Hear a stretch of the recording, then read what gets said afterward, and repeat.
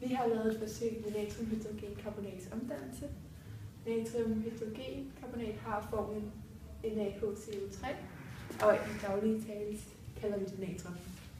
Målet med forsøget af opvarmningen af natriumhydrogenkarbonat, det er, at vi gerne vil finde ud af, hvad der sker under opvarmningen. Og ud fra vores problemstilling, så ved vi, at der kan ske 3 mulige reaktioner med natriumhydrogenkarbonat. Og vores opgave, det er så at finde ud af, hvad vi får dannet. Det vi starter med at gøre med de her 3 reaktioner, det er, at vi afstemmer dem. Fordi vi ved, at vi går ud fra, at vi kommer til at regne med mængdeberegning, da vi tror, at vi kommer til at miste noget af vores stof. Når vi afstemmer den første reaktion af natriumhydrogenkarbonat, så kan vi se, at for det første så er der 2 natrium herover. Derfor skal der også være 2 natrium herover. Så kan vi se på H'erne, og vi kan se, at der er 2 H'er herover nu, hvilket stemmer overens med, at der er 2 hydrogener her. C'erne, der har vi 2 her nu, og vi har kun 1 herover. Derfor skal der være et total foran der. Så kan vi se, at det stemmer overens med vores ord. Her har vi nu 4 ord, og her har vi 1 og 1, altså 6 ord. Og det kan vi se, at det stemmer overens, fordi vi har også 6 ord herover.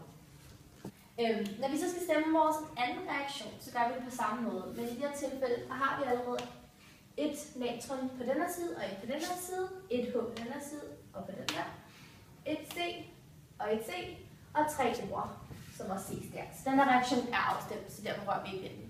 Den tredje reaktion derimod, der kan vi se, at på højre side, der har vi 2 natrium, hvilket vil sige, at vi så bliver forbindet til at putte 2 tal foran her.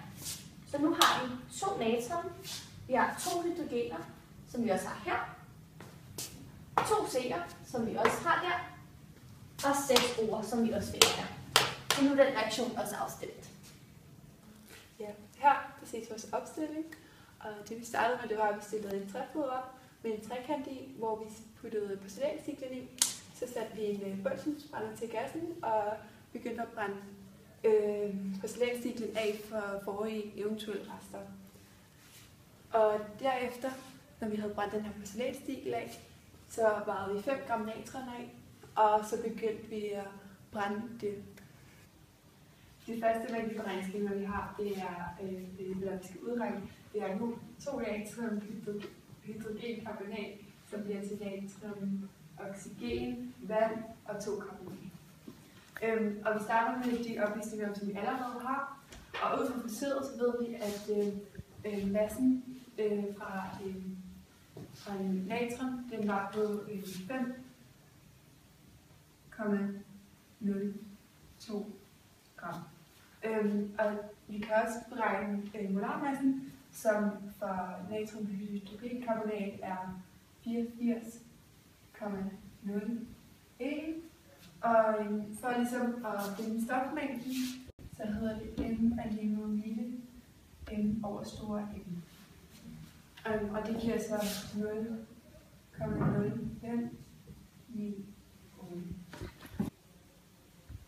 Det næste vi så kan gøre, det er, at vi også herudfra kan regne stofmængden for de resterende. Og vi kan se, at vi har halvt så meget som herover, og derfor skal vi gange med en halv. Og det giver så 0,0299. Og det samme gælder for her. Det giver også 0,0299.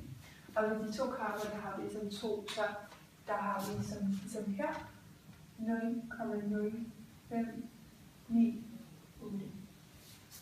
Det næste vi kan gøre, det er, at vi kan regne molarmassen ud for dem herovre.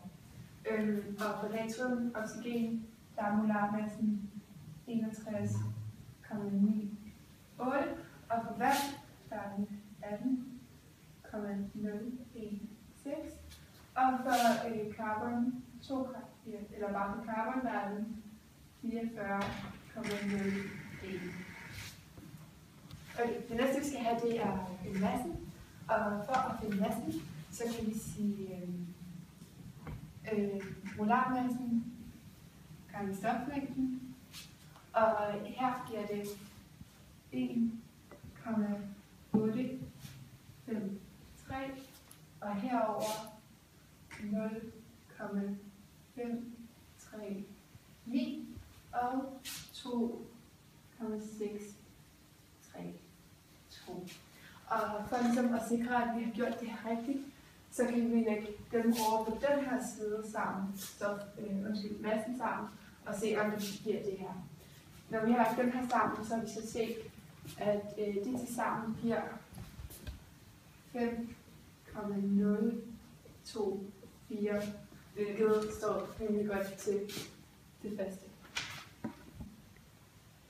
For den anden reaktion, der gjorde vi på helt samme måde, og for igen at regne efter, om vi havde fået de rigtige resultater, så pludsede vi igen vores to masser, og det får vi så til 5,024, hvilket er rigtig tæt på vores start. Det sidste mængdeberegningsskema, vi har, det er den 2-natriumhydrogencarbonat, som bliver til natriumcarbonat og vand og CO2. Og den har vi igen set, hvor meget den afleder i forhold til, hvor det er tal sammen, og der fik vi 5,027, så vi kan se altså meget godt med de her 5,02. Det næste, vi så gjorde, det var, at vores forsøg, det havde brændt færdigt. Og efter vi lige havde lavet det køle af i et par minutter, så varede vi den. Og vi varede den til at være 15,85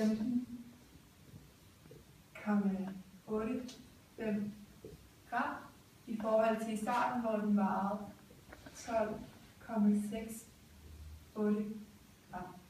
Og det vi så kan se her, det er, at det vi har fået ekstra, det vejer 3,17 gram. Så det er så det produkt, vi har tilbage, hvor vi i starten havde 5,02 gram natriumhydrogencarbonat, så har vi kun 3,17. Det vi så kunne se, det er, at vi i starten startede ud med 5,02 gram, hvor vi så nu efter opvarmning af vores natriumhydrogencarbonat kun har 3,17 gram tilbage. Det vi så gjorde, det var, så vi gik tilbage i vores reaktionsskema og så se, at det var den tredje reaktion, natriumcarbonat, som er det stof, vi ender med. Det er H2O fordamper, og det gør CO2 også.